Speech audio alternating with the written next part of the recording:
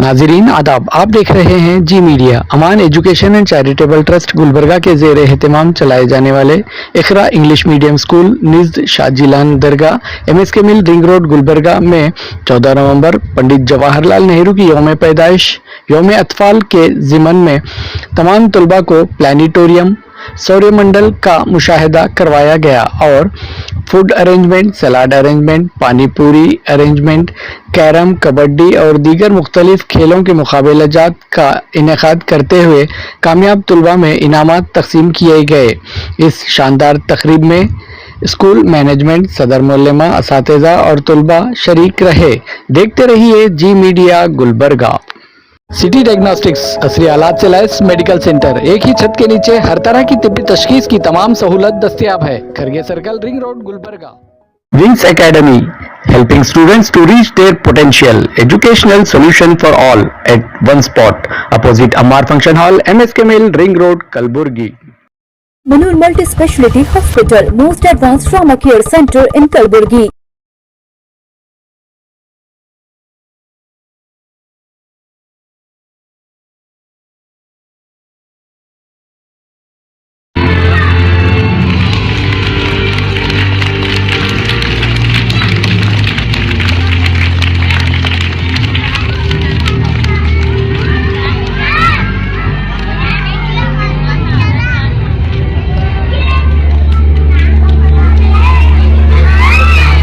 भविष्य का साहसी भ्रमण लेने से पहले हमें हमारे सामने खड़ी होने वाली संभावित चुनौतियों को समझने के लिए हमारे रोबोटिक एक्सप्लोरर वहां भेजे। ये अंतरिक्ष में हमारी आंखों और कानों का काम करेंगे, हमारे नजदीकी पड़ोसी की जानकारी दिलाने में हमारी मदद करेंगे और साथ ही करीब 5 लाख पुरुष और महिलाओं का 10 सालों का काम भी अमेरिका और रूस के मुकाबले में, जिसे स्पेस रेस के नाम से जाना जाता है, मानवता ने ये साबित कर दिया कि हम चांद पर चल सकते हैं।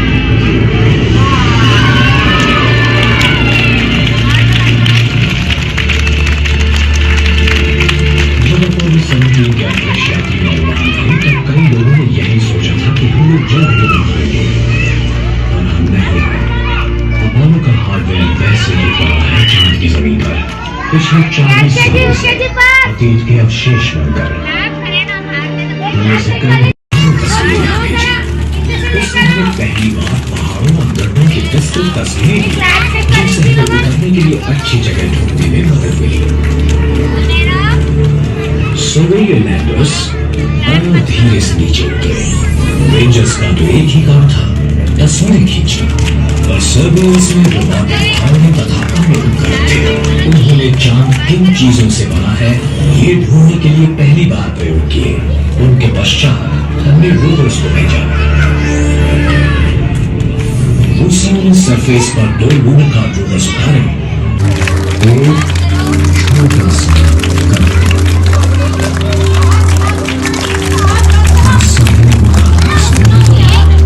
मनुष्य के चांद पर रखे पहले कदमों की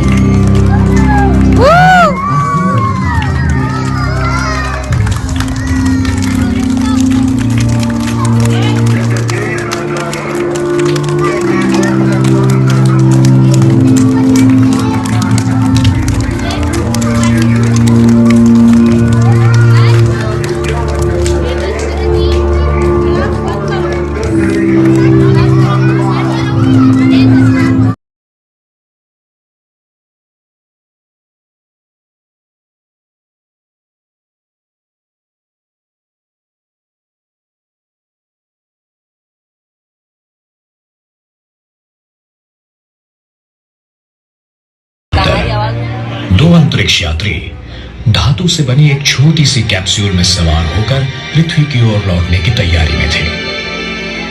अपोलो 17 के चालक दल में चांद पर कदम रखने वाले पहले वैज्ञानिक शामिल थे। अंतरिक्ष यात्रियों का खोज कार्य 3 से ज्यादा दिन तक जारी था। उन्होंने कई प्रयोग किए और उससे पहले हुए किसी भी मिशन से ज्यादा सतह का परीक्षण किया।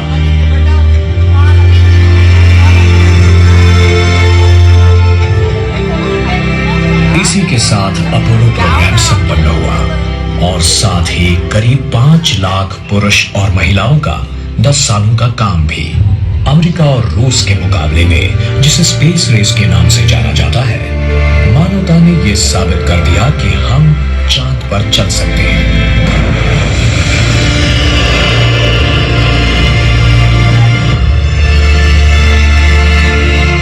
जब अपोलो 17 के अंतरिक्ष यात्रियों ने उड़ान भरी, तब कई लोगों ने यही सोचा था कि हम लोग जल्द ही लौट आएंगे, पर हम नहीं आए। अपोलो का हार्डवेयर वैसे ही पड़ा है चांद की जमीन पर, पिछले 40 सालों से अतीत के अवशेष बनकर। हम में से कईयों को स्पेस रेस अब किसी प्राचीन इतिहास जैसा लगता है। कुछ लोग अपोलो की उन खोजों को हमेशा याद करते हैं, तो कुछ लोगों का मानना है कि ऐसे कोई मिशन कभी हुए ही नहीं। वो बच्चे जो बचपन में खेल खेल में अंतरिक्ष यात्री बने थे, वो अब बड़े हो चुके हैं और अब वो नाना परनाना भी हो गए हैं।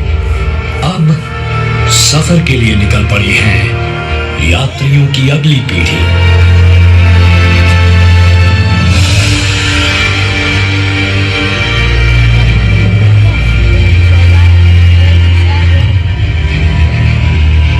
होने वाले गुरुत्वाकर्षण के सूक्ष्म बदलावों का मापन किया है। चांद पर सफर करने वाला यात्री पृथ्वी से थोड़ा सा कम गुरुत्वाकर्षण महसूस करता है। आप अभी जो महसूस कर रहे हैं उसका छठा हिस्सा। चांद की गहराई से उठा भूकंप यात्री को पूरी तरह से हिला सकता है।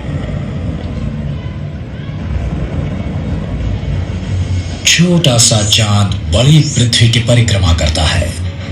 जब वो महीने में एक परिक्रमा पूरी करता है, उसकी एक बाजू हमेशा पृथ्वी के सामने होती है। इसका मतलब है चांद की कई सारी जगहों पर 2 हफ्तों तक दिन की रोशनी होती है और 2 हफ्तों की रात होती है।